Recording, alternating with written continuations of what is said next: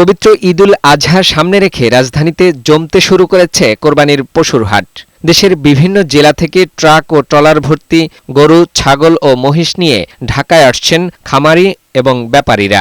হাটে ধীরে ধীরে বাড়ছে পশুর সংখ্যা, সেই সাথে ফুটে উঠছে কোরবানির চেনা আমেজ। হাটে পশু নামানোর পর থেকেই ব্যস্ত সময় পার করছেন ব্যাপারীরা। দীর্ঘ পথের ক্লান্তি দূর করতে কেউ পশুকে পানি খাওয়াচ্ছেন, কেউ দিচ্ছেন খড়। আবার তীব্র গরম থেকে বাঁচাতে কেউ কেউ গরুর গায়ে পানি ঢেলে শান্ত করার চেষ্টা করছেন।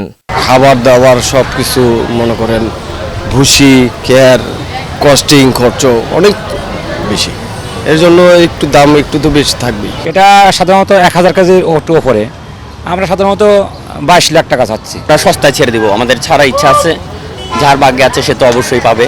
হাটে পশুর কমতি না থাকলেও এখনও ক্রেতার দেখা মিলছে না তেমন একটা। যারা আসছেন তাদের বেশিরভাগই বাজার যাচাই করছেন। লোকজন আস্তে আস্তে দেখতেছে, দাম দর হয় নাই, আশা করি আগামী 2 দিনের মধ্যে কাস্টমার আসবে, বেচা কিনা হবে। দরদামে মিলে গেলে কেউ কেউ পছন্দের পশুটি কিনে নিয়ে ফিরছেন ঘরে। একটু আগে আগে কিনে ফেলা ভালো, নিজেরা পালন করলে তাহলে একটু কোরবানির সময় ভালো লাগে।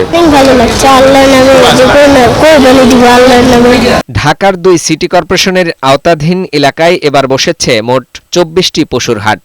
এর মধ্যে ঢাকা দক্ষিণ সিটিতে 12টি এবং উত্তর সিটিতে গাবতলীর স্থায়ী হাটসহ রয়েছে আরও 12টি হাট। ইজারাদাররা বলছেন শেষ মুহূর্তে জমে উঠবে মূল বেচাকেনা। ঈদের বাজার আলহামদুলিল্লাহ আমাদের শুরু হয়ে গেছে। আজকে দেখতেছেন মাশাআল্লাহ জমজমাট হয়ে গেছে। আশা করতেছি আজকে কালকের ভিতরে আরো গরু আসবে। এদিকে প্রচলিত হাটের পাশাপাশি অনলাইন আর খামার ভিত্তিক বিক্রিতেও ক্রেতাদের আগ্রহ আগের তুলনায় আরও বেড়েছে। হাটে কাদাপানি আর ভিড় এড়াতে অনেকেই ঘরে বসে ডিজিটাল প্ল্যাটফর্ম ব্যবহার করে পছন্দের পশু বাছাই ও বুকিং দিচ্ছেন।